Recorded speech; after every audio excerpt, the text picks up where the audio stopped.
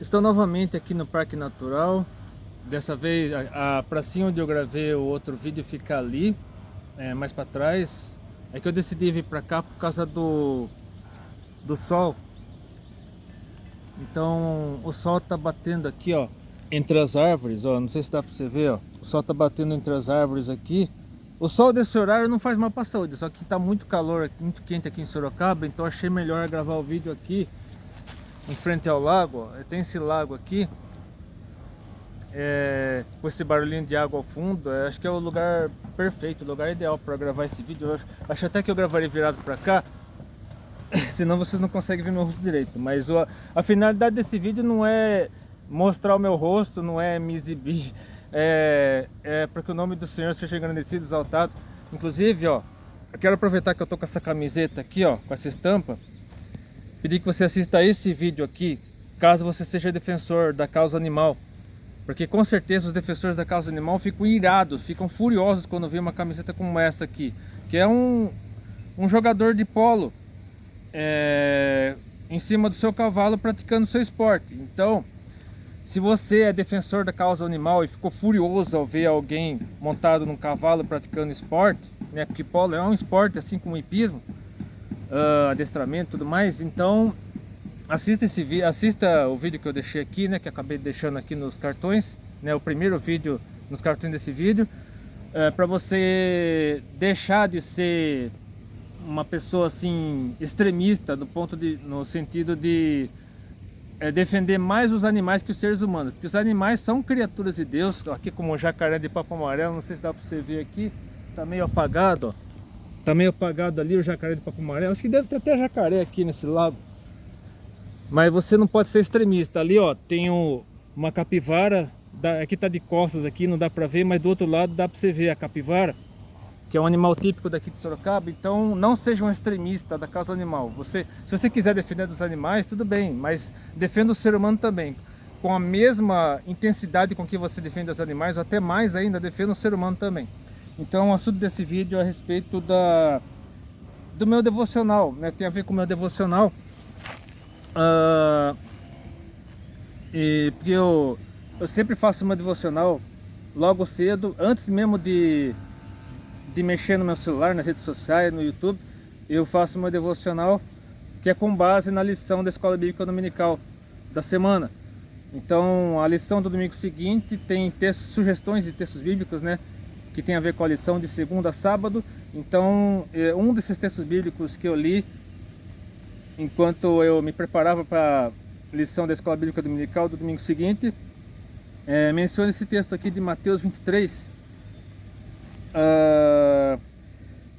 Então, que aqui em Mateus 23, Jesus Cristo descendo sarrafo nos escribas e fariseus, porque eles eram hipócritas, eles ensinavam uma coisa e pregavam outra. Então, aqui, a partir do versículo 29 de Mateus 23, encontramos o seguinte, né, do versículo 29 ao 36. Ai de vós, escribas e fariseus, hipócritas, porque edificais o sepulcro dos profetas, e adornais os túmulos dos justos, e dizeis, se tivéssemos vivido nos dias de nossos pais, não teríamos sido seus cúmplices no sangue dos profetas. Assim, contra vós mesmos testificais que sois filhos dos que mataram os profetas.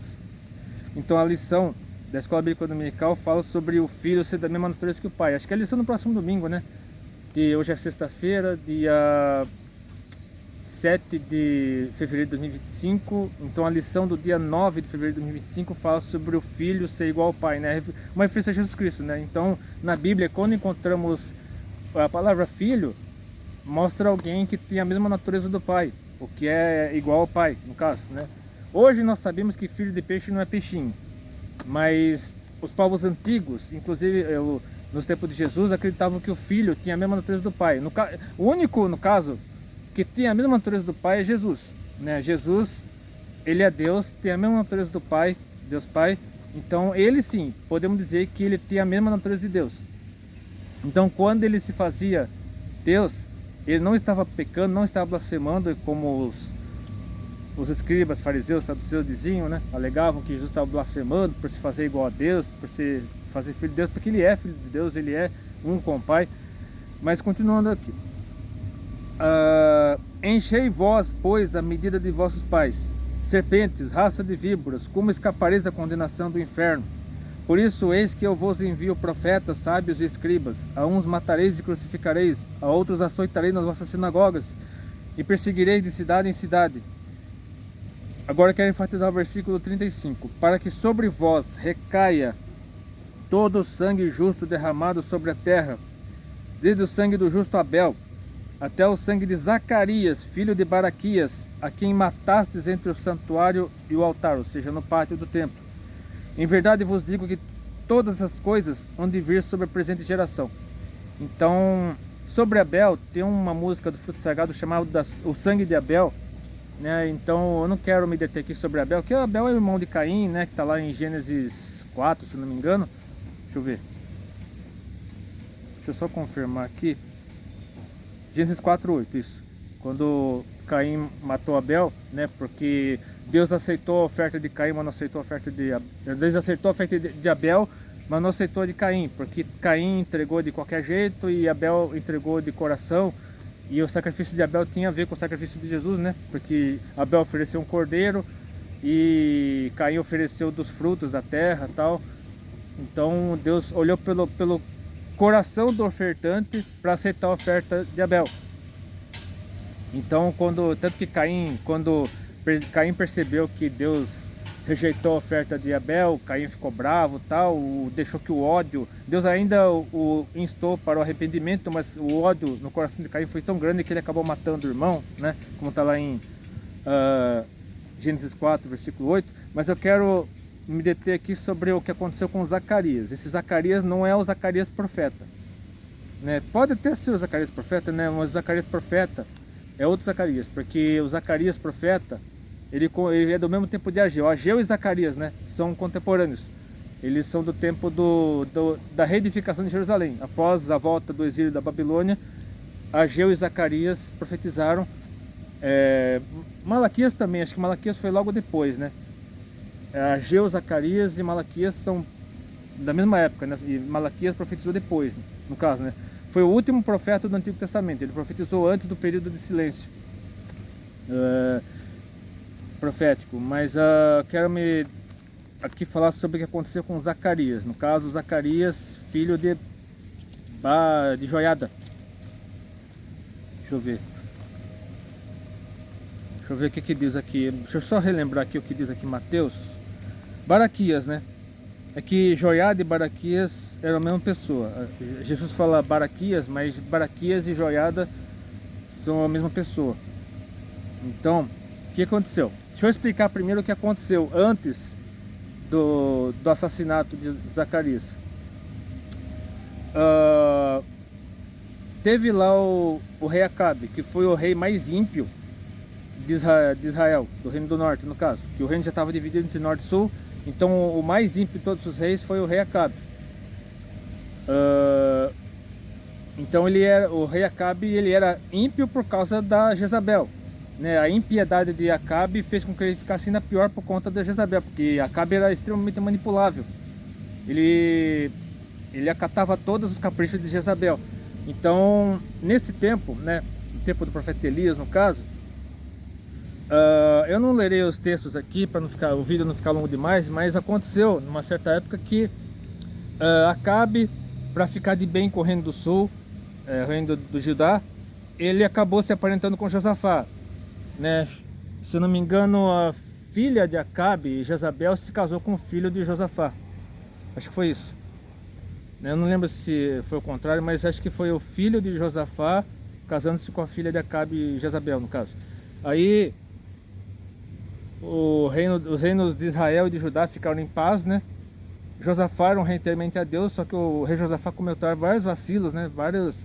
Ele vacilou várias vezes, inclusive nessa vez, quando ele se aliou a Acabe, aí chegou lá, né? Vinha os sírios lutar contra ele, né? Deixa eu só conferir aqui para ver se eu não estou falando besteira. Ó, se você quiser ver lá na Bíblia, ver aqui na Bíblia, tá em 2 Crônicas 18. Aí, no caso, tem que subir a Ramote e Gileade, né? para lutar. Deixa eu ver, Ramoth Gilead pertencia a qual reino? Não lembro. Ramoth Gilead, vai. Né? Eu não lembro qual reino pertencia a Ramoth Gilead. Isso aqui, Acabe queria lutar contra Ramoth Gilead e se reuniu com Josafá e os demais conselheiros dele. Aí vieram um monte de profetas, profetizando, entre aspas, né? Eram falsos profetas, na verdade, profetizando que Acabe e Josafá venceriam, no caso, o pessoal lá de Ramoth Gilead. Aí só que veio Micaías, né? Micaías, ele era o único profeta, porque Acabe, não, Josafá perguntou para Acabe se eram todos aqueles profetas, né? Se todos os profetas que tinham falado para Acabe que Israel e Judá venceriam Ramoth Gilead, que eles podiam subir lá, tal, sem problema nenhum, que eles venceriam a cidade, se só existiam aqueles profetas. Aí Acabe falou que tinha um que ele não gostava, que era Micaías, e Micaías só profetizava contra Acabe, né? E profetizava da parte de Deus, porque Acabe era um rei ímpio, Acabe era um rei perverso. Aí aconteceu que Micaías falou em tom irônico, né? Acabe perguntou para Micaías se ele poderia subir, e Micaías falou em tom irônico, né, que podia subir, que a cidade seria entregue para o rei. Só que aí depois o Espírito Santo tomou conta dele, ele profetizou a verdade mesmo, o que aconteceria com Acabe, que ele morreria, enfim, aconteceria um monte de coisa. Aí um dos profetas que estava com um chifre na cabeça acabou batendo no Micaías, e Acabe mandou prender Micaías, né, apesar de Micaías ter profetizado a verdade. Tanto que quando Acabe e Josafá saíram em batalha contra Ramoth Gilead, Acabe se disfarçou de soldado normal e Josafá ficou com os vestes reais. Ou seja, Acabe queria se safar, queria se salvar, queria que Josafá morresse no lugar dele. Ou seja, Acabe praticamente entregou Josafá para morrer, enquanto o próprio Acabe ficaria escondido em segurança, entre aspas, né? Só que aí vieram os sírios, né? Os sírios, isso mesmo, lá da Síria. Eles vieram contra Josafá achando que ele fosse Israel. Só que Josafá deu um berro lá, ficou morrendo de medo. Aí, esse cara é covarde. Esse cara não é o rei de Israel, não pode ser. Aí, logo em seguida, um cara lá estava treinando arco e flecha. Do nada, ele deu um tiro para cima, assim, por acaso. E essa flecha que ele atirou a esmo foi parar bem em Acabe. Deixa eu só ver o que aconteceu aqui, né? Aí ele foi parar entre as juntas da armadura, né? Atravessou Acabe. Acabe, mesmo ferido mortalmente, ele continuou lutando lá em cima do carro dele, só que não aguentou, não morreu. O sangue escorreu pelo carro e os cães, acho que os cães lamberam, né, o sangue que estava no carro lá de Acabe. Enfim, aí depois aconteceu tudo aquilo com Jezabel. Jeú matou Jezabel, matou a família inteira de Acabe. O próprio Jeú acabou se corrompendo. Aí Josafá foi repreendido pelo profeta Jeú, né, que é outro Jeú. Aí Josafá teve aquele episódio lá de Josafá, né, receber um aviso de um exército gigantesco que ia em direção a Judá, a Jerusalém. Aí Josafá orou a Deus, né, juntamente com Moabe e Amon, no caso, né? Moabe e Amon lutaram junto com alguns dos meunitas, né? Tá lá em 2 Crônicas 20, todo o relato. Aí eles entraram em jejum, tal. Josafá orou a Deus. Aí o Jaziel foi tomado pelo Espírito Santo enquanto o povo orava e profetizou a respeito da vitória de Judá sobre o grande exército. Aí Josafá encorajou o povo, tal, preparou os soldados e colocou um coral na frente dos soldados para o coral ir cantando enquanto os soldados avançavam para o campo de batalha. Só que antes mesmo do coral e dos soldados chegarem ao acampamento dos inimigos, um matou o outro. Aí morreu uma multidão. Os caras acabaram matando uns aos outros. Aí quando o exército chegou, havia uma multidão de mortos e eles ficaram 3 dias recolhendo os despojos, porque era muito, muito despojo. Aí aconteceu que teve o problema lá com Jorão e Acasias, né? Que Acasias era, acho que o filho de Josafá. Deixa eu ver, Acasias era filho de quem?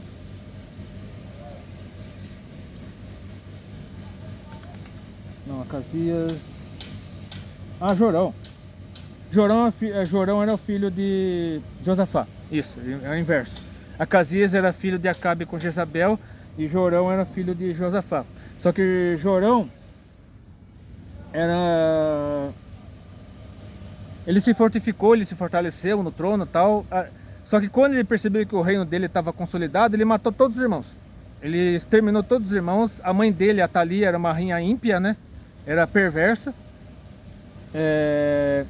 E aí Jorão acabou se aliando com Acasias, né? Jorão cometeu o mesmo erro que o pai tinha cometido, só que ainda pior. E Acasias era tão ímpio quanto Acabe, ou até mais. Aí Jeú acaba numa batalha, né? Aí Jeú sai para guerrear contra Jorão e Acasias. Aí ele mata tanto Jorão quanto Acasias. E aí a Thalia acaba assumindo como rainha e manda matar todo mundo, toda a casa real, né? Aí Josebate, a filha do rei, ela tomou a Joasa, o filho de Acasias, e ele o levou pro templo, né? Porque a Thalia estava matando todo mundo. Aí Joás, ele foi colocado no templo escondido, né? Durante 7 anos, né? Ele era bebê, foi colocado no templo, aí ficou escondido no templo durante 7 anos. Aí chegou uma ocasião, lá tá em 2 Crônicas 23 esse relato. Aí Joás foi apresentado pelo... Deixa eu ver. Cadê? Joiada, né? Sacerdote Joiada, né? Joiada apresentou Joás como o rei de Israel. A Thalia ficou brava, ficou furiosa. Aí no caso, deixa eu ver, Joiada deu ordem para que levasse a Thalia para um canto lá. Ela foi morta e Joás assumiu o trono com 7 anos de idade. Enquanto Joiada foi vivo, enquanto o sacerdote Joiada estava vivo, Joás permaneceu fiel a Deus.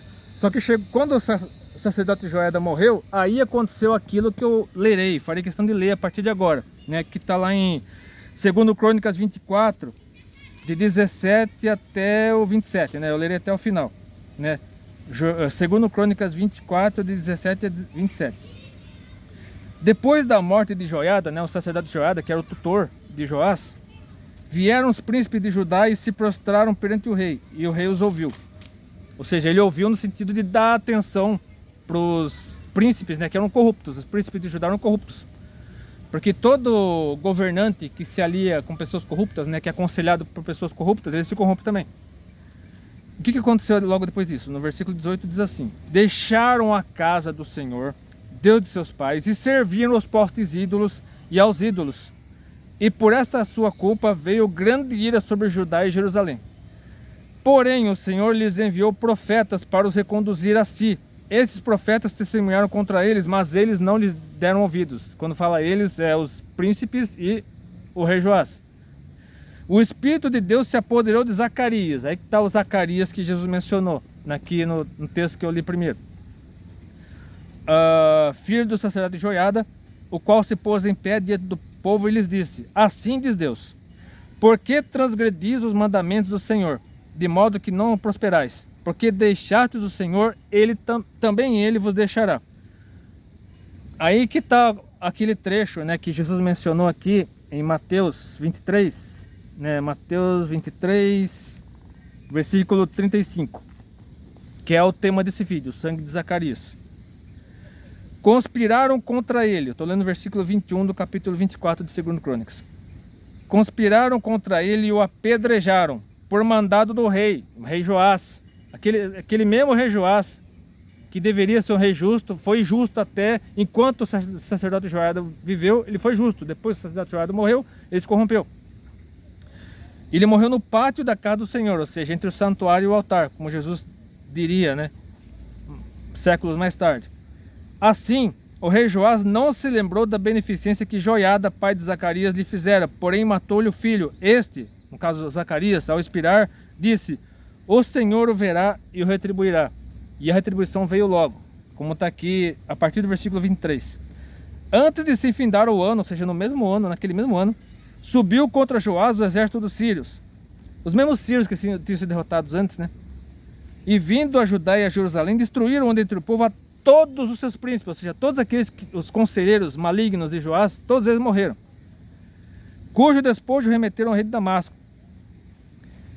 E ainda que o exército dos sírios viera com poucos homens, contudo o Senhor lhes permitiu vencer um exército muito numeroso dos judeus, porque esses deixaram o Senhor, Deus de seus pais. Assim, executaram os sírios o juízo de Deus contra Joás. Lembra do que aconteceu lá em Ai, né? Na ocupação da terra prometida, né? Jericó foi destruída, tal. Então os israelitas, né?